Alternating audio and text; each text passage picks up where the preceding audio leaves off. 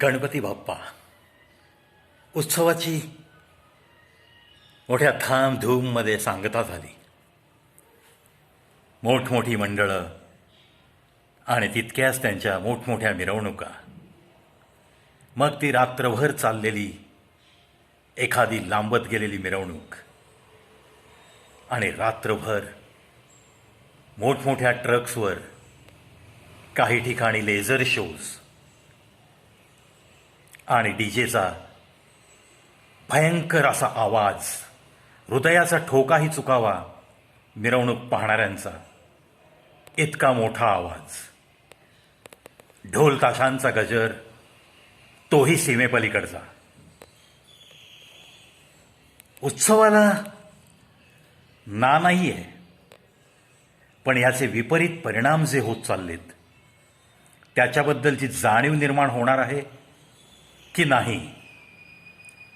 मग आपली सुशिक्षित मनाची जडणघडण ती पण बिघडून घेतलेली आहे का उत्साहाच्या भरात आपण वाहत चाललो आहोत? प्रश्न, ज्वलंत प्रश्न आहेत. आज नाशिकमधली एक घटना समोर येते. 20 ते 25 वयोगटातील 4 ते 5 मुलांना त्यांची दृष्टी अधू झाल्याचा त्रास झाला आणि ते डोळ्यांच्या डॉक्टरांना दाखवायला गेले. सर्व प्रकारच्या तपासण्या केल्या, त्यांना प्रश्नावली विचारली गेली. कुठे काही असे उघड्या डोळ्यांनी वेल्डिंग बघितलंय का? डोळ्याला कधी कुठं काही मार लागलाय का? सर्व शक्यता पडताळून बघितल्यावर नाही नाही असं उत्तर आलं आणि ती मुलं बोलती झाली की डॉक्टर साहेब, कालच्या मिरवणुकीत खूप नाचलो आणि लेझर शोवरती मनमुराद आनंद लुटला. ह्या ज्या लेझर शोच्या हिरव्या रेज आहेत ना, ही जी किरणं आहेत ना, त्यांनी त्यांच्या रेटिनाला धक्का पोचलेला त्या डॉक्टरांच्या लक्षात आलं. मग ही एका शहरातली उत्सव संपल्या 2 दिवसातली संख्या तरुण माणशी 20 ते 25 वयोगटातली जर 5-10 असेल, तर आपल्या भारतातली मोठी शहरं, गणपतीचा उत्सव मोठ्या दिमाखात मनवणारी मोठमोठी शहरं, छोटे तालुके आणि तिथं चाललेला डीजेचा आणि लेझर शोचा अतिरेकी वापर. नियमावली आहे, पण त्या नियमांना धाब्यावर बसवून जे काही चालू असतं ते चुकीचं आहे. आणि मग त्याचा परिणाम आपल्याला अशा पद्धतीने जर दिसणार असेल तर पुन्हा नवरात्र आहे, त्यानंतरही उत्सव असतातच. अण्णाभाऊ साठे जयंती आहे, आंबेडकर जयंतीचा उत्सव असतो. अजून निरनिराळ्या समाजांनी अशा उत्सवाच्या परवानग्या घेतल्या आहेत आणि दिवसेंदिवस आपापल्या ज्ञातीचा उत्सव कसा मोठा होईल, कसा दिमाखात होईल, यासाठी सर्वच नेते मंडळी प्रयत्नशील असतात. या सर्व घडामोडीला तो ट्रक भाड्याने आणणं, ते डीजेचं भाडं भरणं, त्या लेझर शोचं भाडं भरणं, यातून मग उपजीविकेची साधनं निर्माण झाली. हे सर्व ठीक आहे, पण हा पैसा येतो कुठून? हा माझ्यासारख्या मध्यमवर्गीयाला अनेकांना सतावणारा प्रश्न. मग एखादा भाविक गणपतीच्या पायावर किंवा त्या दानपेटीत मनोभावे कधीकधी गुप्त धन टाकतो. त्याचा विनियोग जर माणसांच्या तब्येती बिघडवण्यात, माणसांचे डोळे आणि कान अधू करण्यात होत असेल, तर मग ते दान सत्पात्री दान समजायचं का? मग एखाद्या गणपतीचीच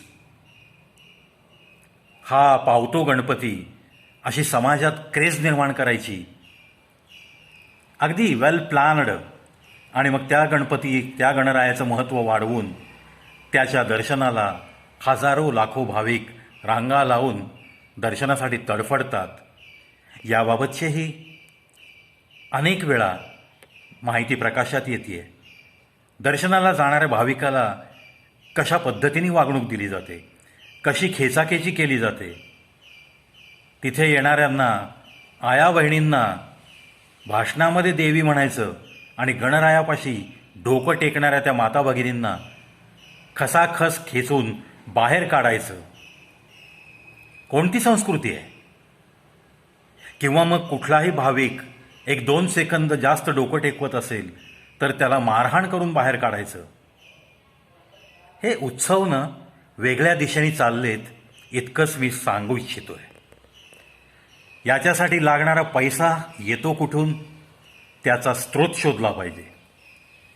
आणि वर्गणी जर सन्मानाने मागून त्याचा विनियोग जर अशा प्रकारे केला जात असेल, धमकावून जर वर्गणी घेतली जात असेल तर तेही चुकीचं आहे. सगळ्या गोष्टींवर अंकुश ठेवण्यासाठी प्रशासन सज्ज असतं, पण किती जणांना अडकवलं जातं आणि किती जणांना अडकवल्यावर किती मोठ्या लोकांचे फोन येतात आणि प्रशासन कसं हतबल होतं, याची उदाहरणं मी याची देही याची डोळा पाहिलेली आहेत आयुष्यात.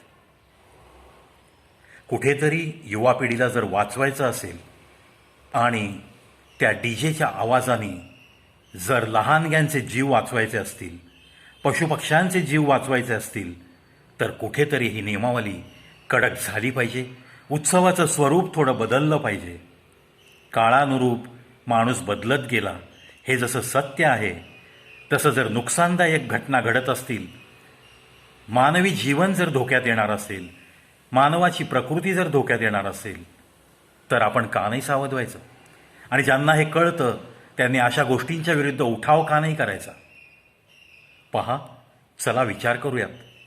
आज नाशिकची 5 मुलं, त्यांचा डोळ्यांचा इलाज होईल की नाही होईल ही पण एक बंद मुठ्ठी आहे. डॉक्टर्स कसोशीने प्रयत्न करतायत, पण तसाच त्यांनी इशारा पण दिला आहे की ह्या गोष्टी नाही थांबवल्यात तर प्रत्येक डोळ्याच्या हॉस्पिटलमध्ये, प्रत्येक कानाच्या स्पेशालिस्टकडे येत्या भविष्यकाळात प्रचंड गर्दी वाढली नाही तर आश्चर्य वाटेल मला. म्हणजेच प्रत्येक स्पेशालिस्टकडे कानाच्या आणि डोळ्याच्या गर्दी वाढणार आहे असे डॉक्टर लोकांनी संकेत दिलेले आहेत. मग असा इशारा जेव्हा आपल्याला मिळतो तेव्हा तरी आपण सावध व्हायचं आहे ना. चला, सर्व संबंधितांना मी विनंती करेन, उत्सव जरूर करा, पण मानवाला आणि पशुपक्ष्यांना घातक ठरतील अशा पद्धतीने ते साजरे करू नकात. तुमच्या आवडत्या व्यक्तीच्या विषयी प्रेम जरूर दाखवा, त्यांच्या तस्विरी लावा, त्यांचे आदर्श जे आहेत ते पाळण्याचा प्रयत्न करा. त्यांना हा डीजेचा भयानक आवाज, त्यांना या लेझरच्या बीम्स त्यांना स्वतःला सहन झाल्या असत्या का? हा एक प्रश्न आपल्या अंतर्मनाला विचारा आणि इथून पुढं उत्सवाचं स्वरूप चला आपण बदलूयात, अशी तरी मनोमन शपथ घेऊयात. जय हिंद, जय भारत, जय महाराष्ट्र.